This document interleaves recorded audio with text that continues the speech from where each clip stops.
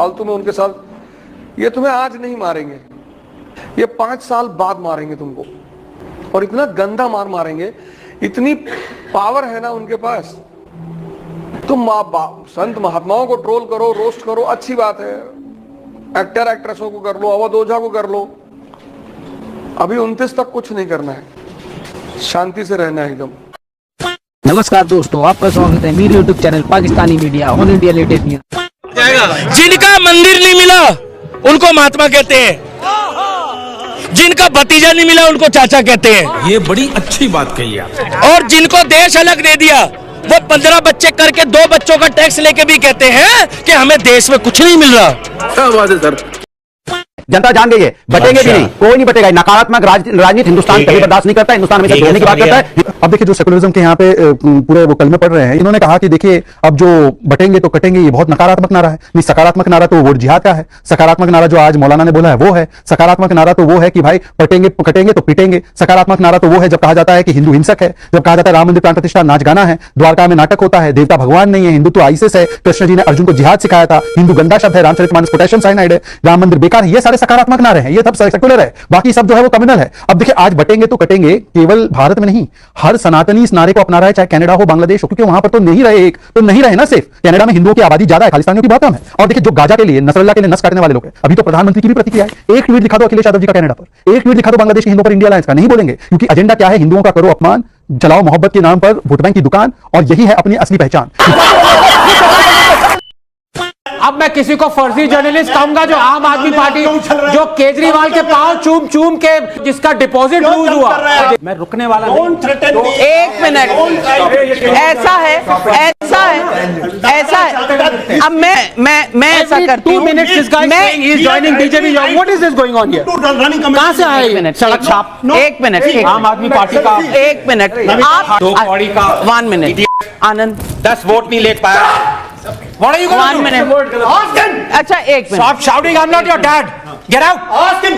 1 minute, 1 minute, 1 minute. Let's 1 minute. I'll finish. 10 vote नहीं मिले। फर्जी journalist. 1 minute, 1 minute, 1 minute. 1 minute, 1 minute. Come ना, आजा। नहीं, बस यार। हरी उम्र में जो कर जबड़े आ रहा। मुसलमान अगर बहुसंख्यक हो जाए या एक वर्ग अगर बहुसंख्यक हो जाए, पहले तो एक बात को अपने को करेक्ट करिए, हम मुसलमानों को बहुसंख्यक होने की जरूरत नहीं होती। हम 35-40% भी हो गए तो हम काम लगा देते हैं। पहली चीज डरा रहे हैं, बता रहे हैं, बोल रहे हैं क्या बने चैनल पे, क्या बोल रहे हैं? आप डरा रहे हैं रिजवान भाई, या बता रहे हैं? अभी सुनो जरा, सब्र करो।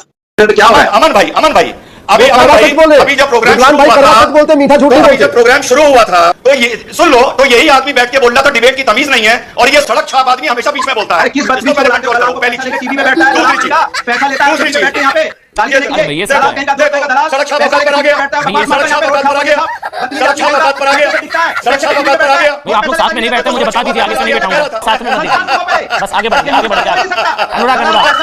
अनुराग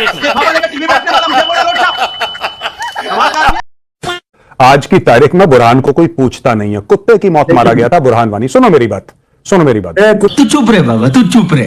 कुत्ते की मौत मारा गया था बुरहान वानी, उसको घसीट के मारा था, और जितना बड़ा हीरो बन रहा था ना बुरहान वानी, बुरहान की सारी हवा निकल गई, और बुरहान के जो आका बैठे हैं पाकिस्तान में, आज की तारीख में वो आका भी भूल गए बुरहान वानी को। अभी निपटा दिया बुरहान। आपने कहा कि बुरहान वानी कुत्ते की मौत मारा गया, तो इनको बड़ा दर्द हो गया।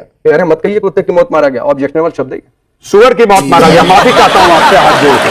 बुरहान वानी सुअर की मौत मारा गया, कुत्ते की नहीं मारा गया। मेरी गलती है।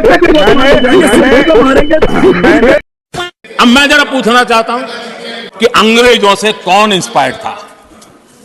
मैं तो ये तो नहीं पूछूंगा कि कांग्रेस पार्टी को जन्म किसने दिया था, इसमें गुलामी की मानसिकता को किसने बढ़ावा दिया। अगर आप अंग्रेजों से प्रभावित नहीं थे तो भारत का बजट शाम को 5 बजे इसलिए आता था क्योंकि ब्रिटिश पार्लियामेंट का सुबह शुरू होने का समय होता था।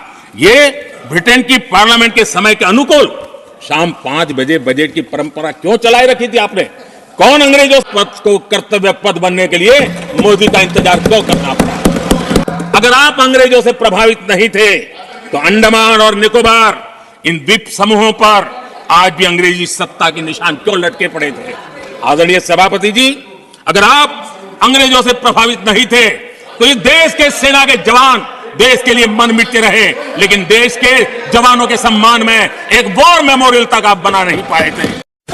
अखिलेश यादव की रैली में बहुत भीड़ है। ये भीड़ देखकर दिमाग काम नहीं कर रहा है। इस रैली में अखिलेश यादव बोल रहा है कि जिन्ना ने हमें आजादी दिलाई है। जिन्ना एक ही संस्था में पढ़ करके बैरिस्टर बन करके आए, वो बैरिस्टर बने, उन्होंने आजादी दिलाई। जीना ने आजादी दिलाई तो जीना लैंड में जाओ ना। जीना ने आजादी दिलाई तो जीना लैंड में जाओ ना। ऊंची पैजामा पर टोपी लगाकर पिछवाड़ा अपना उठाओ ना। आजादी तो मुलायम सिंह ने दिलवाई, तुमको पता नहीं है, बैल बुद्धि हो। वोट बैंक को खुश करना है, कुछ भी अपना दे देगा। वोट बैंक को खुश करना है, कुछ भी अपना दे देगा। वो लोग तो बकरी नहीं छोड़ते, तो इसका भी तो ले लेगा। मुट्ठी भर तुमको सुनने आते, मुट्ठी भर तुमको सुनने आते, उसमें गदारों को भी बुलवाओ ना। ऊंची पैजामा पर टोपी लगाकर पिछवाड़ा अपना उठाओ ना। आजादी तो मुलायम सिंह ने दिलवाई, तुमको पता नहीं है, बैल बुद्धि हो। अब इस्लाम कबूल करो तुम, दूसरा रास्ता है नहीं। अब इस्लाम कबूल करो तुम, दूसरा रास्ता है नहीं। एक भी हिंदू वोट तुझे देगा ये तो बिल्कुल तय नहीं। वो लोग है जो भी खाते, वो लोग है जो भी खाते, तुम भी उसको खाओ ना। ऊंची पैजामा पर टोपी लगाकर पिछवाड़ा अपना उठाओ ना। आजादी तो मुलायम सिंह ने दिलवाई, तुमको पता नहीं है, बैल बुद्धि हो। मुलायम भी तो मुल्ला थे, तुम यादव क्यों कहलाएगा। मुलायम भी तो मुल्ला थे, तुम यादव क्यों कहलाएगा। लिख कर रख लो जीवन में, तुझे कुर्सी नहीं भेटाएगा। तुम भी थोड़ा सेंट मारकर, तुम भी थोड़ा सेंट मारकर पब्लिक में बसवाओ ना। ऊंची पैजामा पर टोपी लगाकर पिछवाड़ा अपना उठाओ ना।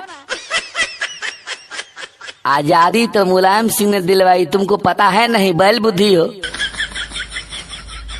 वैसे भी तू गैर हिंदू है, पूरा यूपी जानता है। वैसे भी तू गैर हिंदू है, पूरा यूपी जानता है। नाक टेढ़ा देखकर तुमको बच्चा भी पहचानता है। पांचों टाइम नमाजी बनकर, पांचों टाइम नमाजी बनकर अंडरवियर हटाओ ना। ऊंची पैजामा पर टोपी लगाकर पिछवाड़ा अपना उठाओ ना। आजादी तो मुलायम सिंह ने दिलवाई, तुमको पता है नहीं, बैल बुद्धि हो। जिन्ना ने आजादी दिलाई तो जिन्ना लैंड में जाओ ना। ऊंची पैजामा पर टोपी लगाकर पिछवाड़ा अपना उठाओ ना। आजादी तो मुलायम सिंह ने दिलवाई, तुमको पता है नहीं, बैल बुद्धि हो।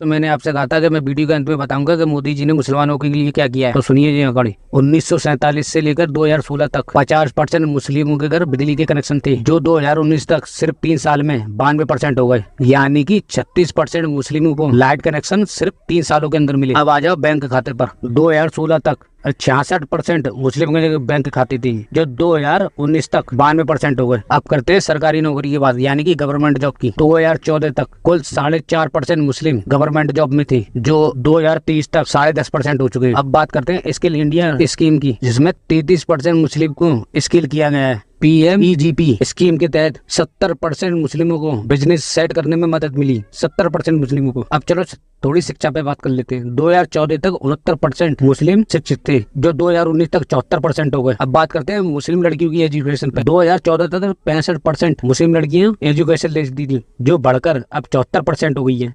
और मोदी जी ने 3 तलाक जैसे कानून भी खत्म किए। अब आ जाओ पीएम आवास योजना, जिस योजना के तहत गरीबों को घर मिलते हैं। इस स्कीम में 2,31,00,000 घर बने हैं, जिसमें से 31% सिर्फ मुसलमानों को मिले हैं। यानी कि 2,31,00,000 जो घर बने हैं उसमें से 31% जो घर मिले वो सिर्फ मुस्लिमों को मिले। अब बात करते हैं पीएम किसान निधि योजना, जिसके तहत डायरेक्ट ट्रांसफर बैंक खातों में पैसे पहुंचते हैं किसानों के। 33% मुस्लिम है जिनके अकाउंट में सीधे सीधे पैसे उनके बैंक अकाउंट में पहुंचे। अब आ जाओ उज्ज्वला योजना, जिसके तहत सिलेंडर बांटे गए थे गरीब महिलाओं को। 2023 तक 9 करोड़ सिलेंडर बांटे गए, जिसमें से 37% सिर्फ मुस्लिम महिलाओं को मिले। अब आ जाओ हज यात्रा पर। 2014 तक हज यात्रा कोटा 1,36,000 तक था, जो मोदी जी ने 2024 तक बढ़ाकर 1,75,000 करवा दिया। और सुनो, पहले मुस्लिम महिलाएं बिना पुरुष के हज यात्रा नहीं कर सकती थी, फिर मोदी सरकार ने इसे भी खत्म करवा दिया। अब मुस्लिम महिलाएं बिना पुरुष के हज यात्रा कर सकती हैं, और की भी हैं। अब तक 4,000 महिलाएं ऐसी हैं जो बिना पुरुष के हज यात्रा कर चुकी हैं। और सुनो,